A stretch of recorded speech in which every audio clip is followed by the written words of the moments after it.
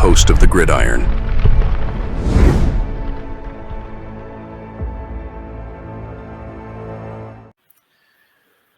Yeah. What are the complications of finding the next quarterback? Oh, yeah. Well, there's quite a few of them. One thing is, a little thing called the draft, right? This is not a banner. Just because I say it or you say it or Santa Claus says it or the Lucky Charms leprechaun says something or whatever, doesn't mean nothing.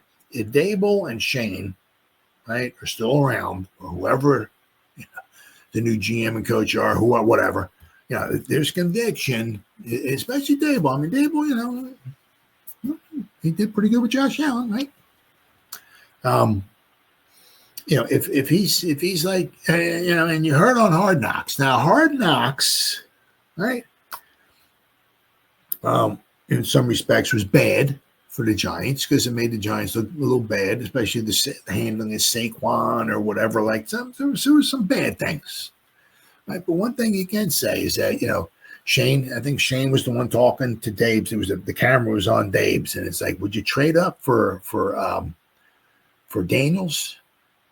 Dabes is like, I think Dabes said Daniels something like that. He's like, oh yeah.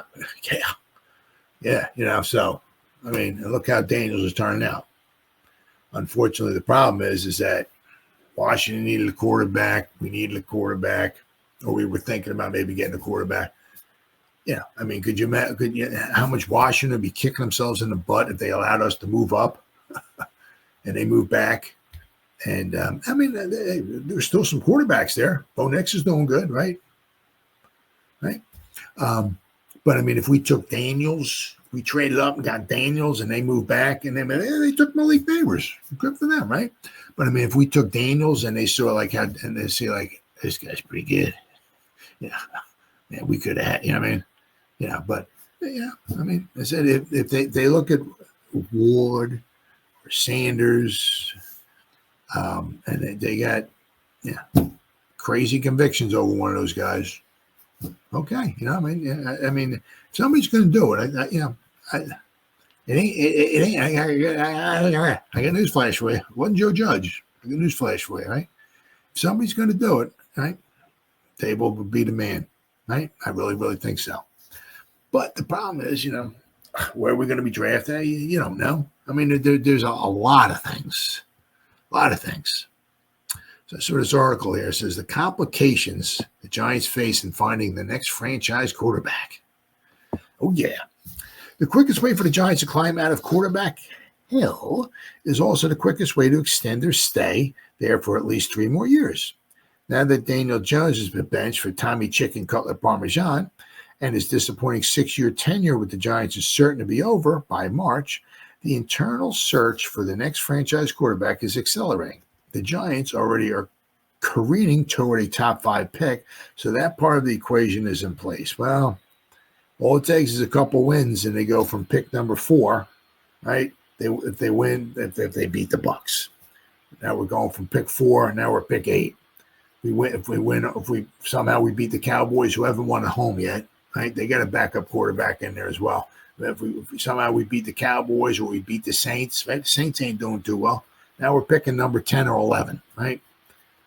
Now all of a sudden, we're picking 11, right? Even if we start losing some games, even if we climb back into, say, number 7 or 8, the top quarterbacks are probably going to be gone by the time we get there, right? So there's only one problem. The 2025 quarterback draft class is considered weak by the last decade standard. Yep. There's only supposed to be 3 guys, right, who have first-round grades. And there's you look at like Ward, right? You look at him. There's Sanders, some of them, they look like highlight film, right? But we've seen guys, right, who look really good in the college.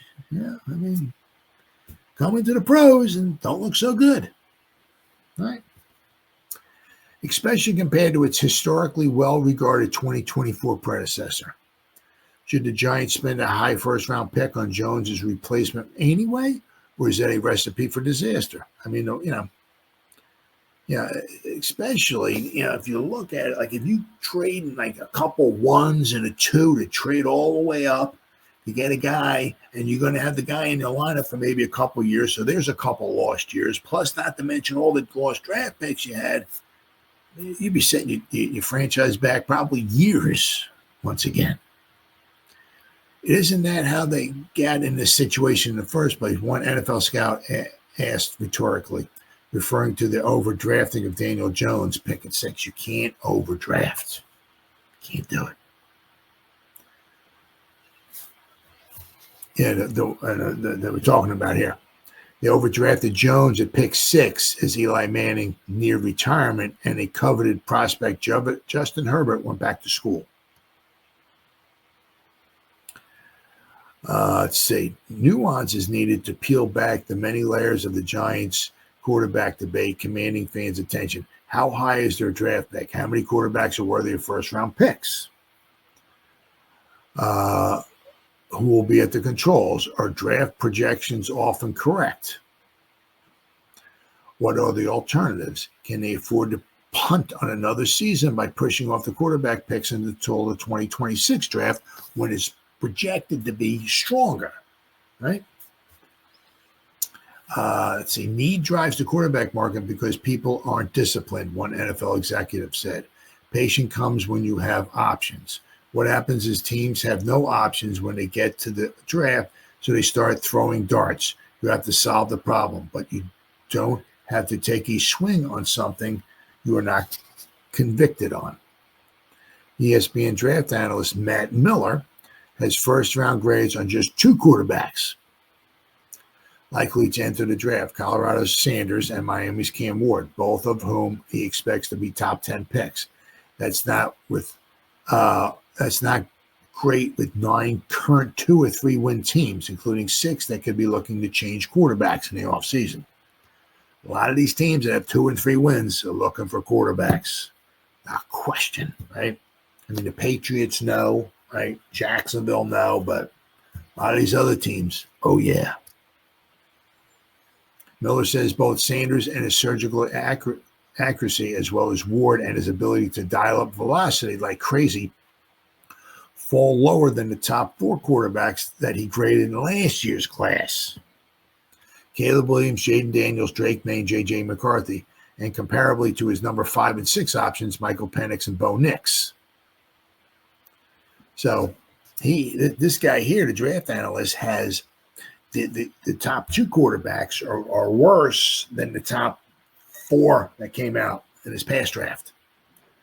So, what you're looking at here, right, is according to that draft analyst anyway, is that, McCarthy and Penix got picked as, right, not top 1, 2, or 3 or nothing. Yeah, things can change because once they get Bernie's article before, at the East-West Shrine Bowl, the Senior Bowl, the Combine, the Pro Day workouts, the head-to-head meetings, and all that stuff, and some guys, all of a sudden they just start shooting up the board. And all of a sudden they were like maybe a top, 10 to 15 pick, and all of a sudden they have a great Senior Bowl, they have this, they have that, and all of a sudden, the quarterback goes from like maybe being maybe number 15 to this guy's probably number 1 in the whole country. So things change, that's for sure. But as what, a lot of also reading too is that, where, Emma Sanders, and okay, they're good. Okay, good. But, they're maybe not as good as the top 4 guys from last year. So, where does that leave the Giants? Because, a lot of it also depends where the Giants drafting, right?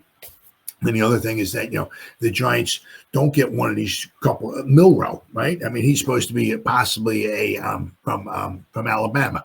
He's supposed to be possibly another first-round pick as well, too.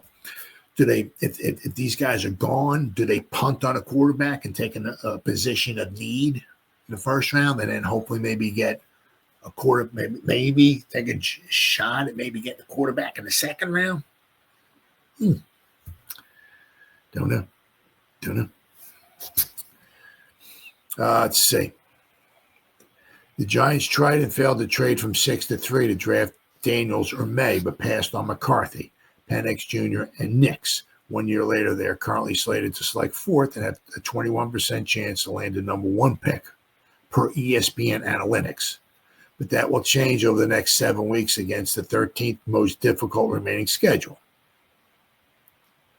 How does anyone in the Giants general manager Joe Schoen's shoes tell the difference between true love and forced love when facing a once-in-a-career opportunity? Yep. Well, one of the things I'll say, who's going to be the boss? This is not an infinite in the NFL. If Schoen and head coach Brian Daboll are retained, they will be entering year 4 and taking their second shot at identifying a franchise quarterback. After inking Jones to his contract, they failed miserably. Hot seats might lead them to favor signing a win-now veteran. And we're going to go over that in just a second. Well, the pressure could drive them to overdraft the prospect, knowing that a proper development timeline should extend their clocks through the 2026 season, because it is a bad idea to make sweeping changes after a quarterback's rookie season, as the Giants did with Jones. That is the one thing, is that you figure, usually when you draft a rookie quarterback, that gives that GM and that the coach, right, that gives them like a mulligan. If the first season doesn't work out, usually they'll get the second season, right? You need to make a 2-year commitment, a second NFL executive said, because the next coach and GM may not agree with the quarterback you drafted, and then you are limiting your search. So, a running joke since Manning retired is that one day his nephew, 5-star recruit Arch, would quarterback the Giants. Well, Arch will finally be draft eligible in 2026, though he's not yet even started full-time at Texas. LSU's Garrett Nussmeier and Penn State's Drew Allar, I guess, both draft eligible in 2025, but thought likely to return to school. And Tennessee's, one of their quarterbacks, have created buzz in scouting circles, but there is no early consensus can't-miss prospect in 2026. So, I mean, there's a lot of, good organizations are prepared to take advantages of opportunities. I don't think in this day and age you cannot win for a couple of years in a row and expect people to believe in what you're doing. So I think you have to balance long-term beliefs and short-term success. It's a position where you have to exhaust all possible solutions. 3 SEC quarterbacks, Carson Beck, Quinn Ewers, and Jalen Milroe, have flaws that stick them in the second-round conversation. Miller said any could move up through the NFL Combine, college pro days, and private meetings. It's such a farce when quarterbacks get invented during everything after the season, Ross said. You better know right now when you're going to the games that this is the guy. Everything else from there, you were validating.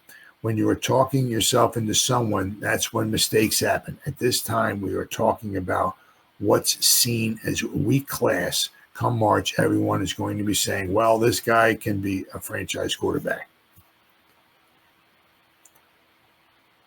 Hall of Fame executive Ron Wolf believed in drafting a quarterback, not necessarily a first rounder every year, drafting a quarterback every year. Now, that was something the Giants used to do, right? Quarterback classes rarely work out as projected since the historic 2020 class that produced 5 quarterbacks in the first 53 picks, who later signed $50+ million extensions. Right, 2021, 4 of the 5 first-rounders are on their second teams. 2022, the only starter of the 9 quarterbacks drafted in the last one is Brock Purdy. 2023, Young and Richardson are headed in very different directions than Stroud. 2024, the 6th quarterback and the 12th overall pick, Nix is outplaying the number 1 pick, Williams. Right? I mean, Nix is he's got a good offensive coach, right? But he's doing good down there in Denver, really good. For the Giants, this process is even more complicated. The intangibles, the personality might matter more in New York than anywhere else. The first executive said not everyone can handle that, but the search is underway. Oh, yeah. I mean, this is not, it's not easy. Not easy. I mean, You notice that like with Eli is just a very straight demeanor. A lot same thing kind of with Daniel Jones. Kind of that demeanor. Doesn't get too carried away or anything. What I mean? Just very. It's not easy. Not everybody can handle that, especially when things aren't going bad. So it's tough. Yeah. It's tough. It's like, well, we're going to pass on a quarterback, which we need, right? Because we don't feel good about this class or whatever. We'll wait till next year. But then what are you going to do in the meantime?